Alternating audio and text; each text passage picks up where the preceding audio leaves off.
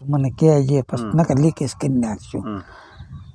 એક કઠિયારો છે ને લાકડા કાપવા વાળો, પણ એવો નીતિવાળો ને કે હુકલ લાકડું કાપીને વેચવાનું. છોકરા 2-3 ઘરનું માણા અને વેચવા જાય. એમનું જે વસ્તુ આવે એ લાવીને ખાવાવાળો, નીતિબારું હાલવાનું નહીં.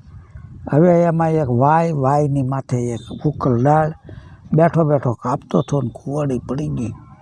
અરે રે કે મળ્યો રોવા. હવે હું મારા છોકરાને કેમ ન ભાવી?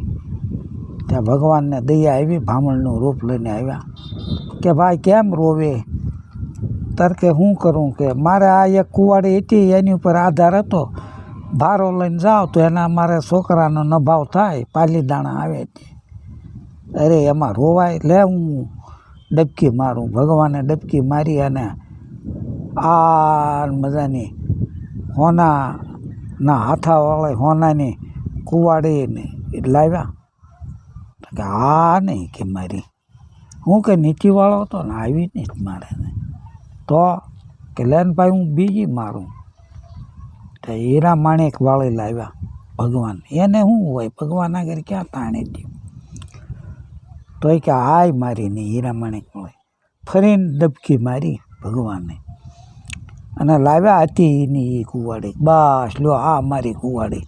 અરે ભલા માણા, આ તારી કુવાડી અને આ બે કુવાડીઓ તારીઓ, સોના રૂપાની ને હીરાની કુવાડીઓ તારીઓ.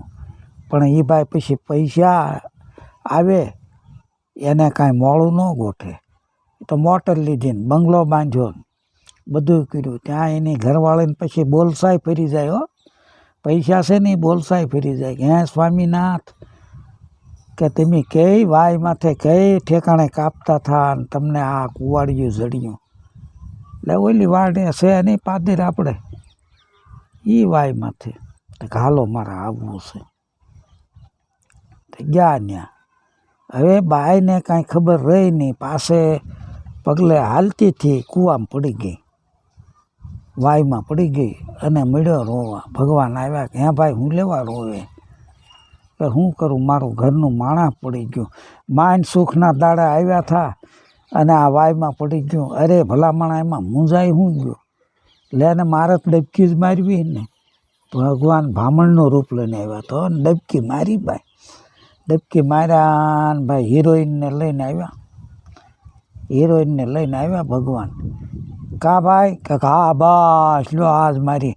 કેટલો કંટાળી ગયો હશે ને કેટલો ગળે આવી ગયો હશે ઓલી બાઈથી. તે પછી આ હાલ્યું ગાડું એમને. આ તો એક ઓઠું છે.